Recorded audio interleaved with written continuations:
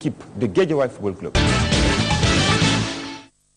Guédiawaye Football Club entre ainsi dans l'histoire de cette compétition et devenant la première équipe de Ligue 2 à remporter la 6e édition de la Coupe de la Ligue. Laisse le temps à nos techniciens. Voilà, et la remise, Madame Annette Ndiaye qui remet le trophée à l'équipe de Guédiawaye. L'unique but de la rencontre a été marqué par Mohamedou Dieng de la tête à la 12e minute suite à un bon service de Kingsley Elechi du côté droit de l'attaque de GFC. On va voir cette attaque de Guédiawaye. Il est esselé là.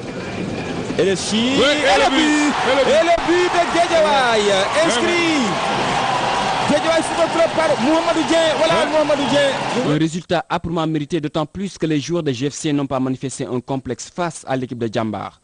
Pourtant, ces derniers ont ouvert les premières hostilités par Aristide Diédhiou à la 9e minute. Et c'est Mido qui récupère, il va lancer Aristide. Attention, c'est un bon ballon ça, il va peut-être frapper. Mais la réponse du berger à la bergère ne fut pas tardive, car 8 minutes après, le buteur, après avoir éliminé le gardien de Djambar, voit son tir sauvé sur la ligne par un défenseur à la 17e minute. Attention, il n'y a pas au bon ballon. Il va passer. On a joué sans complexe, parce que vous savez, tantôt je le disais, c'est une équipe jeune, mais qui a eu beaucoup de caractère dans ce qu'il fait. Je pense qu'il mérite de gagner. L'équipe de Guédiawaye s'est battue corps et âme. Ils en voulaient peut-être plus que nous à un moment donné, quand on prend le but. L'équipe du président Djamil Faye recevra la rondalette somme de 15 millions de francs CFA et disputera le trophée des champions. GFC qui va retrouver la Ligue 1 la saison prochaine succède ainsi au Casa Sport. Passons maintenant à l'autre élément, ce premier sur le coup d'œil dans le rétroviseur. Il s'agit d'un extrait de l'interview de Lamine Diack à l'occasion du congrès de l'AIPS, l'Association internationale de la presse sportive. On va regarder donc un extrait de l'interview qu'il nous avait accordé et puis on va commenter quelques sujets abordés. Moi je tire ma révérence l'année prochaine. Hein. Bon, quand on me dit quelquefois, qu'est-ce que vous laissez? J'ai dit, il y a tellement de choses que je laisse que c'est un livre qu'il faut faire. Bon, mais ce qu'il y a d'important à l'heure actuelle, c'est de nous battre pour que notre sport, l'athlétisme, revienne à l'école. S'il revient à l'école, il devient très très grand. La fameuse réforme Lamine Diack, aujourd'hui elle est d'actualité puisque le football sénégalais, même si on parle de professionnalisme, il est toujours dans l'amateurisme. À votre avis, qu'est-ce qu'il faut faire pour avancer rapidement et tendre vraiment vers le professionnalisme? Mais non, ça, je n'ai pas de solution. Vous n'avez pas de stade, vous n'avez rien, on ne peut pas faire de professionnalisme, on n'a même pas d'installation sportive. Le sport, il est, à part le stade Léopold Senghor, là, on n'a rien fait. La dernière fois, je disais que je suis sûr que si je vais à Tamba, je trouve les installations qu'il y avait. Maintenant, j'ai vu qu'il y a des stades régionaux qui se font. Mais autour des stades régionaux, on peut bâtir des clubs. Moi, je retiens le premier point, retour de l'athlétisme à l'école. Vous dites quoi, Tidiane? Retour du sport de manière générale à l'école. Voilà, du sport en général. En général, je pense que l'athlétisme, évidemment, c'est la base, parce que l'athlétisme, c'est l'effort physique, c'est toute la base qu'il faut pour construire un bon sportif. Et je pense que le retour du sport à l'école est fondamental parce que c'est à travers l'école qu'on a su bâtir des hommes, autant des hommes que des sportifs. Et je pense que malheureusement, le déclin de notre sport au Sénégal doit être lié pour une large part à la dépréciation du sport à l'école. Et on se rappelle tous dans ces années où l'élite sportive, l'élite politique, est-ce que vous voyez, l'élite intellectuelle en général ne faisait qu'une seule personne, enfin ne faisait qu'un si vous voulez quoi.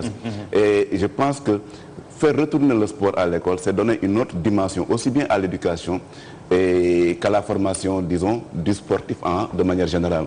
Donc, Lamine Diack en a fait un combat, c'est un credo qu'il ramène très très souvent. Ça part de son expérience, ça part de sa pratique à lui également, et ça conforte beaucoup de choses qu'on a vues dans ce pays. Et je pense que c'est fondamental de ramener le sport à l'école, en tout cas de le renforcer dans la pratique au niveau de nos écoles. Mais évidemment, comme il le dit lui-même, ramener le sport à l'école, c'est réformer beaucoup de choses, c'est changer beaucoup de choses, c'est créer des infrastructures.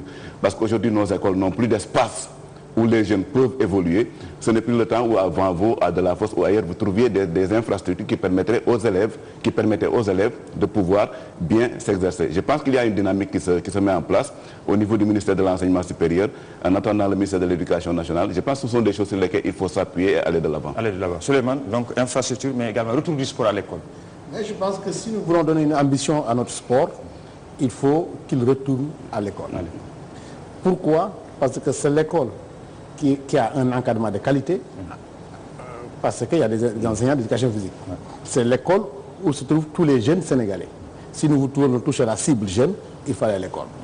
Mais indépendamment de ça, si nous voulons des dirigeants de qualité, si nous voulons lutter contre les fléaux qui gangrènent le sport en termes de violence, de dopage, il faut que les pratiquants aient un niveau académique acceptable. Rien ne peut se faire de durable sans un passage obligé à l'école qui est un lieu d'éducation.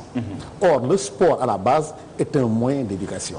On l'a dit, on l'a répété, mais malheureusement il y a une volonté politique, mais la mise en œuvre tarde à venir. Mais il y a de l'espoir, parce que nous avons mis en place une fédération du sport universitaire. Dans les normes, c'est la fédération du sport scolaire qui va suivre. Et les pré-assises ont donné une place importante au sport dans la nouvelle réforme de l'éducation.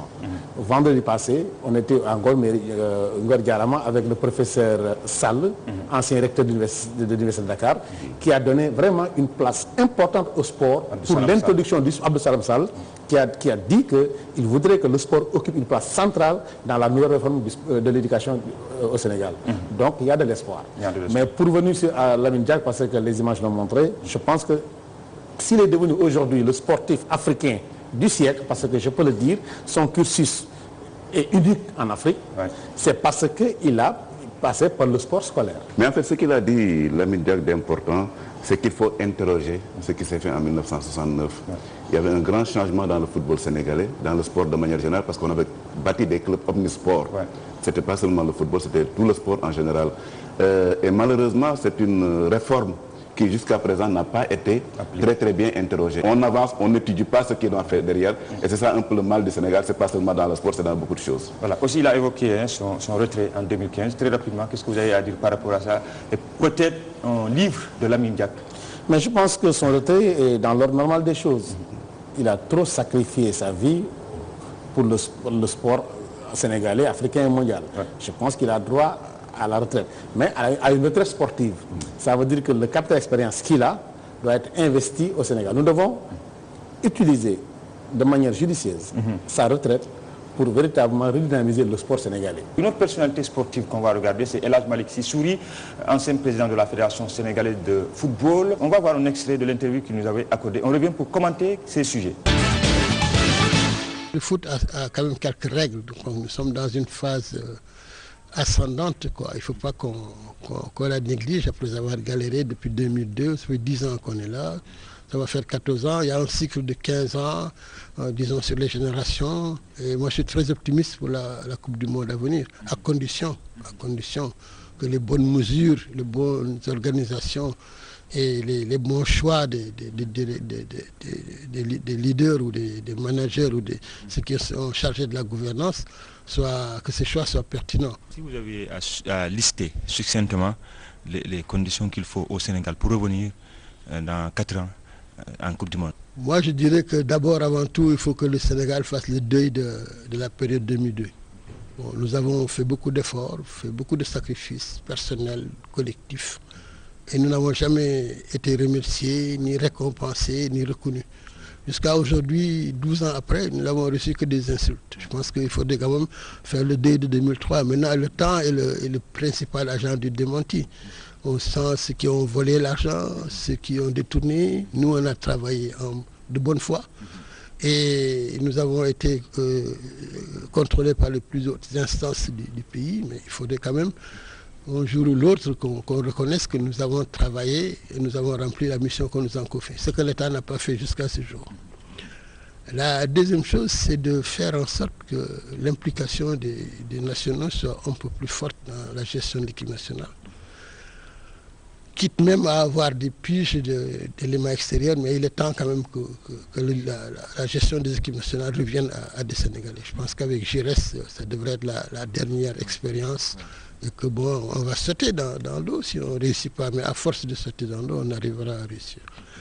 Mais la chose la plus importante, c'est que le management et le leadership de l'équipe nationale soient confiés quand même, ou au moins qu'il y ait des experts qui conseillent.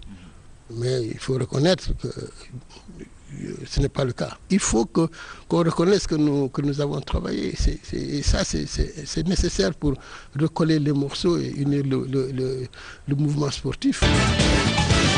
Commentaire, Tidiane, ensuite directeur. Enfin, réhabiliter les gens, les dirigeants de 2002, moi je retiens surtout ce qu'il a dit.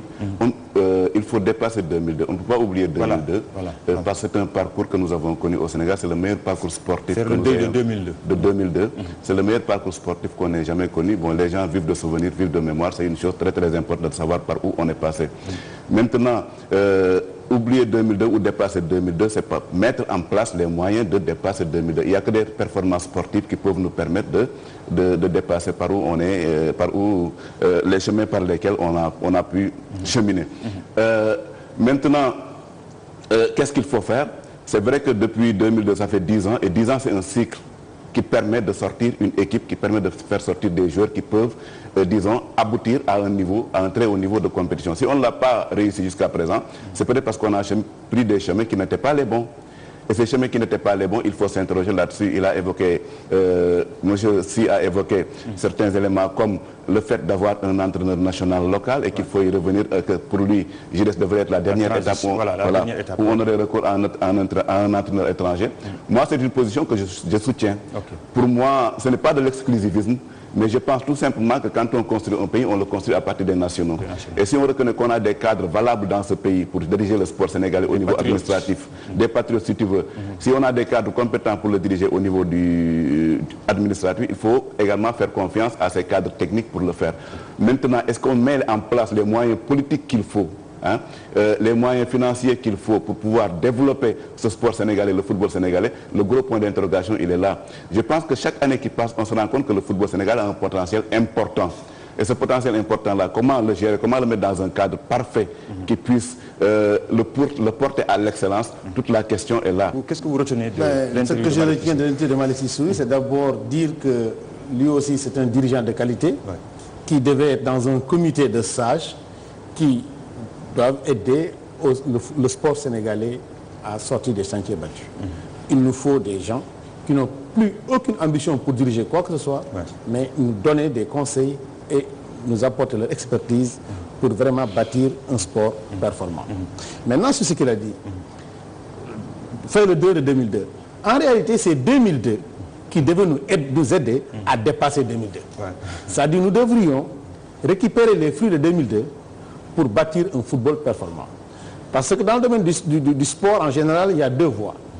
Vous vous appuyez sur une base structurée pour sécréter une élite. Ou bien, profiter d'une élite pour structurer votre football. 2002, avec le résultat 2002, nous devrions réorganiser notre football pour avoir une base que ce que nous n'avons jamais eu. Nous n'avons jamais investi dans la petite catégorie, nous n'avons jamais investi dans le football de base. Or, en 2002, tous les jeunes Sénégalais rêvaient d'être El Hadji Diouf, rêvaient d'être Fatiga, rêvaient d'être Pape Bouba Diop, et ainsi de suite. Malheureusement, nous avons dilapidé, à tout point de vue, les acquis de 2002. Et c'est pourquoi nous sommes encore dans des difficultés pour dépasser 2002. Deuxième chose qu'il a dit, c'est effectivement reconnaître que les dirigeants de 2002, les joueurs de 2002 ont apporté quelque chose à cette nation. Moi, de ma vie, je ne pourrai jamais oublier le 31 mai. Donc je pense qu'il y a un devoir de reconnaissance envers tous les acteurs de 2002. La troisième chose, c'est l'environnement de l'équipe nationale. Vous comprenez bien que ma position de directeur de la compétition ne me permet pas de trop m'avancer parce que c'est un domaine vraiment réservé à la fédération. Mais il est clair que ce sont des professionnels qui gèrent des professionnels.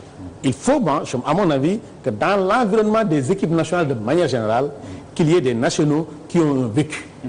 Il faut qu'ils soient dans l'environnement des équipes nationales, de toutes les équipes nationales. 2002, je ne parlerai pas d'une génération spontanée, mais c'est une génération qui nous est tombée dessus comme ça. Parce que vous voyez, il n'y avait rien qui l'a fait émerger au niveau local pour permettre que s'ils partent, quelque chose, évidemment, il y a beaucoup de gens qui sont passés par ici, mais qui sont allés éclore ailleurs et venir avec leurs compétences. Mais s'il y avait une base fondamentale qui était là, qui disait que El Hadji Diouf est passé par ceci, le cadre est cohérent. Henri Camara est passé par ici, le cadre est cohérent. S'ils partent, d'autres viendront derrière eux et suivront ce même cadre. Malheureusement, le cadre n'est pas là. Alors, on espère que ça va arriver avec la mise en place d'instituts comme Djambal, comme Génération Foot, etc. Alors, pour confirmer un peu ce que disait Souris, bon, c'est l'autre partie de l'interview, on lui avait dit, il y a des personnes qui disaient, est-ce que Souris, des personnes comme Souris ne devraient pas revenir?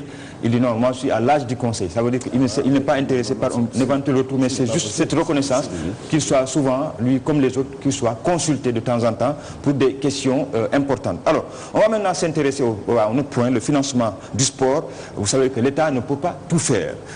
Il est important donc que les sponsors, que les compagnies, les sociétés nationales accompagnent donc le sport. Il y a une société nationale comme Orange qui nous accompagne d'ailleurs ce soir dans cet anniversaire, qui fait donc une société qui fait beaucoup pour le football en particulier, mais pour le sport sénégalais en général. Il est important pour nous d'accompagner le sport, les sports même je dirais, parce que nous accompagnons beaucoup de fédérations sportives et c'est un moyen pour les soutenir dans leurs activités et ça me semble important en tant qu'œuvre citoyenne. Par ailleurs, des millions de Sénégalais nous font confiance au quotidien en nous choisissant jour après jour pour leur service de communication et il est aussi essentiel de les remercier. Et accompagner leur passion, c'est finalement aussi un moyen de les remercier de leur confiance. On est au lendemain de la finale de la Coupe de la Ligue, qui met fin donc au championnat pour la saison 2013-2014. Nous allons vers la Coupe du Sénégal, que nous accompagnons donc à travers la Fédération sénégalaise de football. Et bien évidemment, le grand rendez-vous de 2015, qui est la CAN Orange Maroc 2015, pour lequel, comme vous le savez, la marque Orange est sponsor au niveau continental. Et bien évidemment, nous comptons sur l'exploit et le succès de nos Lions pour justement nous faire vivre une superbe CAN 2015 et pour laquelle, effectivement, on s'apprête à grande pompe pour le plus grand plaisir de l'ensemble de nos clients et des Sénégalais, aussi bien du Sénégal que de la diaspora. Le football, le sport roi et le football local, notamment, c'est, si on peut dire, l'histoire du football local sénégalais, elle est en train de se construire aujourd'hui, elle est en pleine construction et nous souhaitons finalement soutenir, participer à cette belle aventure. Il faut savoir, d'ailleurs c'est important aussi de le dire, que le football local c'est la pépinière de l'équipe nationale A, que nous soutenons également à travers notre partenariat avec la Fédération sénégalaise de football. Et donc soutenir le football local, c'est soutenir la pépinière de l'équipe nationale et c'est une cohérence, je pense, dans notre stratégie de communication. On pense d'ailleurs que la saison dernière nous a donné raison puisque on sent aujourd'hui les prémices du rebond du foot local.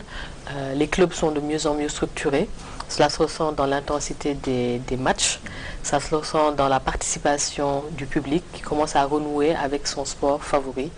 Et voilà, on est fiers aujourd'hui d'accompagner cette belle aventure qui est un challenge, donc ce n'est pas facile. Il faut savoir d'ailleurs, Orange est une marque positive et qui croit dans sa capacité à faire avancer les choses dans des partenariats. Et donc je pense qu'aujourd'hui ce partenariat-là, il est bien lancé, la dynamique elle est vraiment positive. On a revu toute notre stratégie de communication, notamment avec un focus sur le digital, où nous invitons donc l'ensemble de nos fans Facebook à venir retrouver toute l'actualité du foot local sur cette page-là, où nous donnons, donc les résultats, nous donnons donc les calendriers des matchs et nous échangeons un peu avec nos clients. Nous avons aussi développé un certain nombre de spots publicitaires, justement, qui remet en fait au devant de la scène les différentes équipes donc en lice, pour justement donc redorer un peu le blason de ce cher football et redonner envie aux spectateurs de venir vivre dans nos stades des moments foot, des moments forts avec Orange. Et c'est ce qui explique un peu toute cette dynamique nouvelle autour de laquelle donc, nous avons construit notre stratégie de communication. Sur les infrastructures, nous souhaitons, je pense tous, et avec le public bien sûr, l'amélioration de ces infrastructures. Nous sommes conscients, et nous l'avons toujours été, que l'État ne peut pas tout prendre en charge sur l'ensemble des secteurs d'activité sportive et c'est conscient de cela que depuis 2008 nous accompagnons les stades en les sponsorisant et cela, ça leur permet finalement d'aider à maintenir leurs infrastructures. C'est aussi l'occasion quand même de saluer les efforts qui sont faits avec notamment la rénovation du stade Léopold Sédar Senghor qui est engagée, celle de Demba Diop devrait suivre et c'est quelque chose qui est positif dans la reconstruction des infrastructures sportives. Tous derrière donc nos Lions pour une qualification donc éclatante à la CAN Orange 2015 avec un premier rendez-vous donc le 6 septembre où nous affrontons affronteront donc l'Égypte et sur lequel donc, nous comptons sur l'ensemble de la population sénégalaise pour soutenir cette équipe afin que nous soyons tous au rendez-vous de la CAN Orange 2015 au Maroc. On pense justement que c'est quelque chose que les Lions vont savoir faire et on leur souhaite vraiment le meilleur pour les qualifications et pour la CAN en elle-même à laquelle on espère vraiment qu'ils soient présents et au rendez-vous vraiment jusqu'au plus loin dans les matchs. Aujourd'hui, vous fêtez votre 500e émission. En tout cas, bravo et félicitations pour la qualité de l'émission que vous présentez et qui nous donne quand même une vue panoramique sur l'ensemble des sujets sportifs que vous traitez. En tout cas, bon vent à cette émission. Merci pour tout ce que vous faites pour l'éclosion du sport en général et du football particulièrement.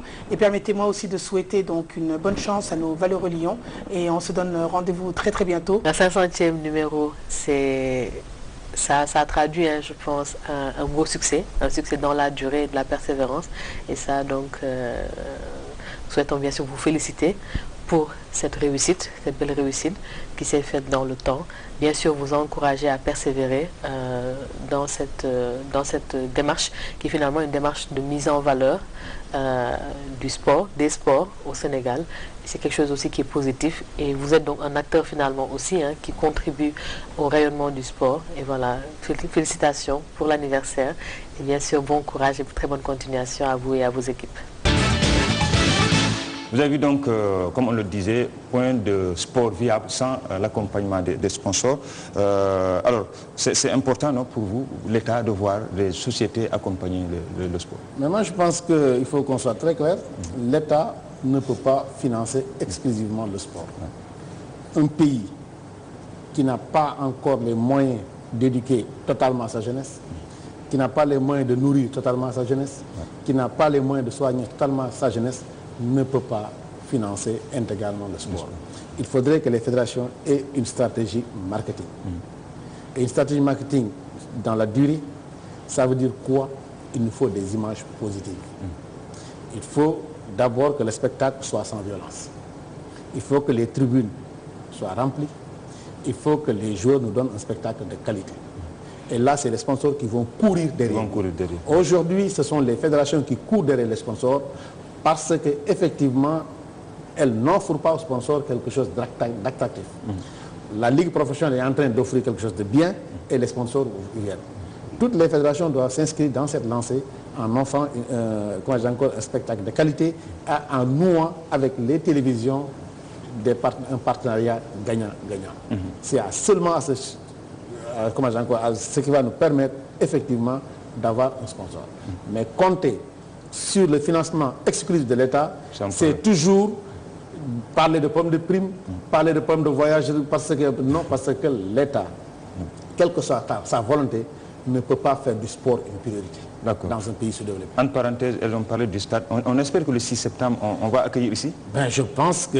Non, nous, on l'a dit, c'est le 6 septembre, on va accueillir ici. Parce qu'il y en a qui sont toujours dans l'expectative. Oui, mais tu sais, au Sénégal, il y a toujours des gens... Mais aujourd'hui, le directeur de la compétition peut nous confirmer que... Non, c'est le directeur des infrastructures qui doit le confirmer et il l'a confirmé. Mais vous êtes au secret, voilà. Oui, c'est le directeur des infrastructures sportives qui doit le confirmer. Et il y a 3 jours, il l'a confirmé. D'accord. Nous avons des relations contractuelles avec les entreprises et au 15 août, ils doivent nous livrer le stade. D'accord, c'est clair.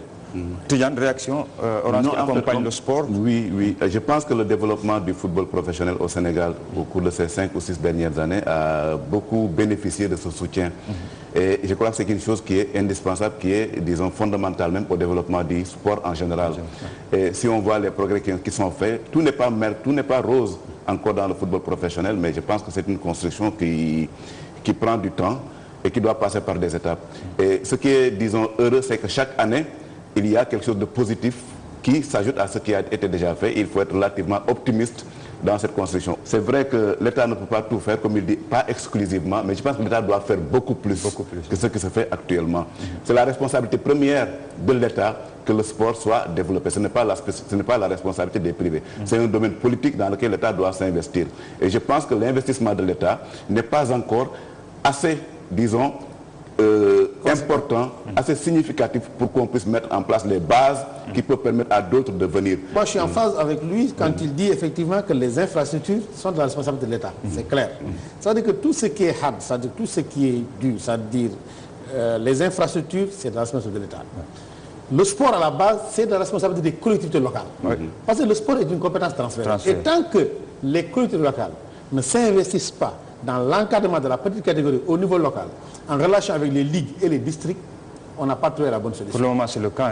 Parce que dans tous les pays du monde qui ont une base structurée, c'est l'école et la culture locale qui unissent leurs forces pour encadrer les jeunes de leur quartier. Vous suivez donc le 500e numéro de Sport des experts avec nous pour commenter quelques images fortes.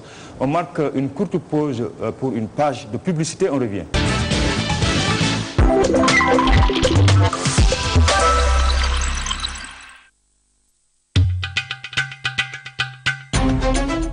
Parce que la générosité est une valeur que nous partageons, jusqu'au 31 juillet, Orange vous offre 2 fois plus d'internet au jet.